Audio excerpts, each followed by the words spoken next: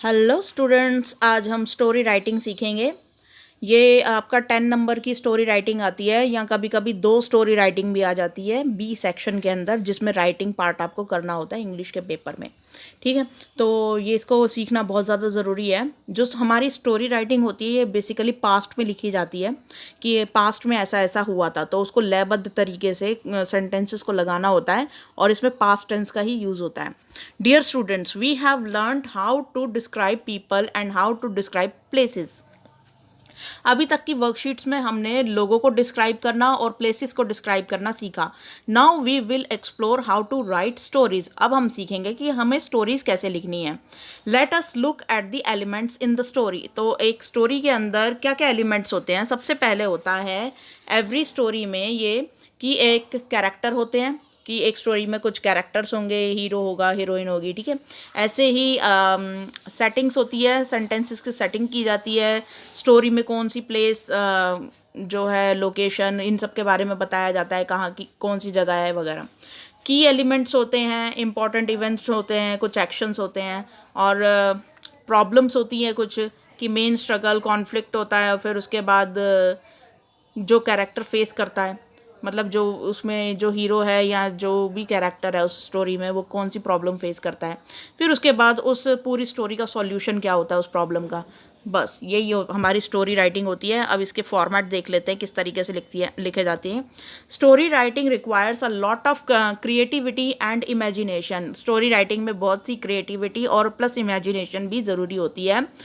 Some important points to be kept in mind while writing a story are. तो ये points हमें अपने दिमाग में उस वक्त रखने चाहिए जब हम एक स्टोरी को बना रहे होते हैं। ठीक है, थिंक ऑफ अ प्लॉट। तो यहाँ पे आपको सबसे पहले तो एक प्लान बनाना पड़ेगा। ये प्लॉट का मतलब यहाँ पर भूमि वाला प्लॉट नहीं है, ये एक्चुअली प्लान है।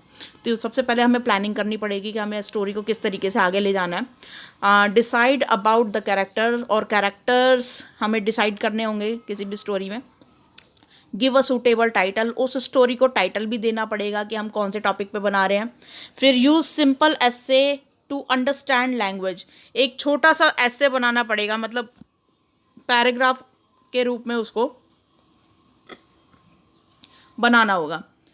राइट शॉर्ट सेंटेंसेस, हमें छोटे छोटे सेंटेंस लिखने चाहिए इसके अंदर स्टोरी राइटिंग में। मेंटेन कोहेरेंस, कोहेरेंस का मतलब होता है लयबद्ध तरीके से लिखना चाहिए, यानी कि अगला सेंटेंस जो है वो पिछले सेंटेंस से कनेक्टेड होना चाहिए। ये नहीं कि पहले सेंटेंस में लिख दिया कि एक हीरो था, दूसरे सेंटेंस में लिख दिया फिर सीधा ही विलन आ गया, अब और मतलब और कहानी ख़त्म हो गई। तो ये इस तरीके से ऐसा कुछ नहीं है कि कहीं से भी कुछ भी उठ के आ रहा है। तो स्टोरी को एक कहानी के रूप में आगे बढ़ाना है। ठीक है,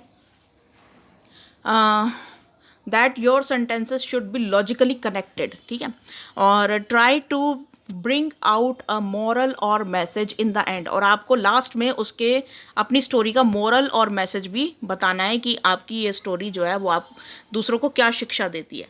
तो यहाँ पे एक स्टोरी दे रखी है, फर्स्ट हमें पहले इसे रीड करना है। Read the story on the left and identify the following, और फिर हमें यहाँ पे अपने आंसर्स लिखने हैं। ठीक है, तो यहाँ पर देखो मैं साथ साथ आंसर बताती हुई जाऊंगी इसके अंदर।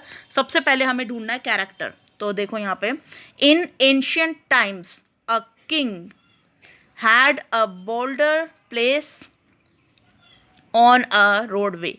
तो यहाँ पे बाउल्डर का मतलब होता है एक बड़ा सा पत्थर। ये वो वाली कहानी है जिसमें वो बड़ा सा पत्थर रास्ते में पड़ा होता है। हर कोई जो है पत्थर को बोल बोल के जा रहा होता है कि ये पत्थर पत्थर क्यों रखा हुआ है, लेकिन कोई भी उसको उठा के साइड में फेंक नहीं रहा होता। तो राजा अपने आप को छुपा लेता है और फिर देखता है कि जो भी उस पत्थर को हटाएगा मैं उसे इनाम दूंगा। तो वही वाली कहानी है ये। तो इसमें जो कैरेक्टर है वो मेन कैरेक्टर कौन है? किंग। ठीक है, तो यहाँ पे देखो, in Asian times a king had a boulder placed on a roadway. उसने एक बॉर्डर प्लेस कर दिया रोडवे पे।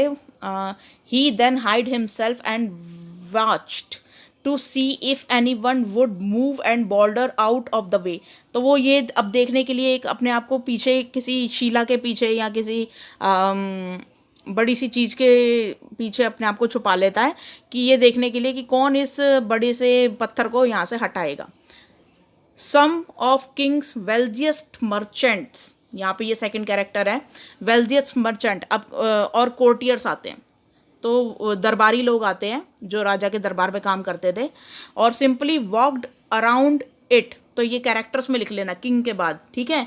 Wealthiest merchant and कॉर्टियर्स,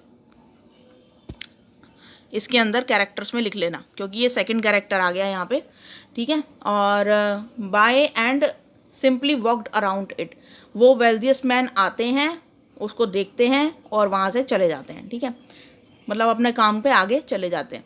many people loudly blame the king for not keeping the road clear, but none of them did anything about getting the stone out of the way. बहुत से लोग वहाँ से गुजरते हैं और हर कोई जो है वो किंग को ब्लेम करता हुआ जा रहा होता है कि पता नहीं राजा साहब इसको क्यों नहीं हटवाते, इतना बड़ा पत्थर रास्ते में रखा हुआ है, समझ नहीं आता है बिल्कुल भी, ठीक है। और फिर वो आगे ये सब बोलते हुए चले जाते हैं, लेकिन किसी में भी इतनी हिम्मत नहीं थी कि उसको उठा के साइड कर दें। नेक्स्ट है अ पीजेंट। पीजेंट मतलब एक किसान आता है सब्जियां बेचने यहाँ पे, ठीक है। अ पीजेंट देन केम, अब ये थर्ड कैरेक्टर हो गया यहाँ पे, ठीक है, पीजेंट यहाँ पे थर्ड कैरेक्टर हो गया, ये कैरेक्टर में लिख लेना। Next, then came along carrying a load of vegetables. फिर एक पीजेंट आता है, एक किसान आता है अपने वेजिटेबल्स को अपने साथ लेकर, जैसे सर पे रख के टोकरा लेकर आते हैं सब्जियों का। Upon approaching the boulder the peasant laid down his burden and tried to push the stone out of the road. तब वो क्या करता है, अपनी टोकरी को साइड में रखता है सब्जियों वाली को, और फिर वो अपने मतलब पूरे जोर लगाकर उसको हटाने की वहाँ से कोशिश करता है रोड पे से। After much pushing and straining he finally succeeded, और बहुत धक्का लगाने के बाद उसको वो साइड कर देता है। After the peasant went back to pick up his vegetables, he noticed a purse lying in the road where the boulder had been. तो वो ये देखता है कि जहाँ पर से उसने वो पत्थर हटाया उसके उसी स्थान पर अब एक पर्स रखा हुआ है, ठीक है। The purse contain many gold coins, और उस पर्स में बहुत सारे gold coins, and a note from the king explaining that the gold was for the person who removed the boulder from the roadway. और उसके अंदर एक पर्चा भी रखा होता है जो कि किंग की तरफ से साइन किया हुआ होता है कि ये उस व्यक्ति के लिए जो इस पत्थर को हटाएगा उसके लिए एक इनाम, ठीक है। तो ये इस तरीके से हमारी ये स्टोरी कंप्लीट होती है। अब क्वेश्चंस देख लेते हैं, यहाँ पे कैरेक्टर्स लिखने हैं, मैं आपको दिखा देती हूँ, मैंने लिखे हुए हैं ऑलरेडी। तो ये रहे आंसर्स। कैरेक्टर्स, इसके अंदर जो स्टोरी में मेन कैरेक्टर है वो है किंग एंड द पीजेंट। एक तो किंग जिसने ये बोल्डर प्लेस किया था रोडवे के अंदर, और दूसरा जो पीजेंट जो उसको हटाता है, ठीक है। तो यहाँ पर हमारे ये दो मेन कैरेक्टर हैं इस स्टोरी में।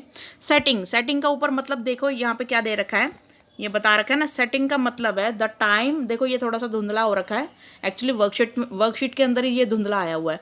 The time and the location where a story take place, तो यहाँ पर हमें टाइम और लोकेशन बताना है, तो मेन यहाँ पे लोकेशन बताना है हमें, क्योंकि एंशियंट टाइम की जो है स्टोरी है, तो यहाँ पर हम लोकेशन बता रहे हैं कि कहाँ पर जो है उन्होंने बोल्डर रखा था रोडवे के ऊपर, तो हमारा आंसर हो जाएगा रोडवे, यानी कि ये जो स्टोरी है ये रास्ते पर घटित हो रही है एक रोड के ऊपर। अच्छा, नेक्स्ट है प्रॉब्लम। इस स्टोरी में प्रॉब्लम क्या है, मेन प्रॉब्लम क्या है, तो यहाँ पर a boulder placed on a roadway, एक बोल्डर को यानी कि एक बड़े से पत्थर को रोडवे पे स्थापित कर दिया गया है, तो इसका क्या सॉल्यूशन निकला। अब इसका सॉल्यूशन जो है वो आप यहाँ से लिखेंगे कि अ पीजेंट केम, और फिर उसके बाद उसने पूरा वो हटा दिया, ठीक है, यहाँ सक्सीडेड तक।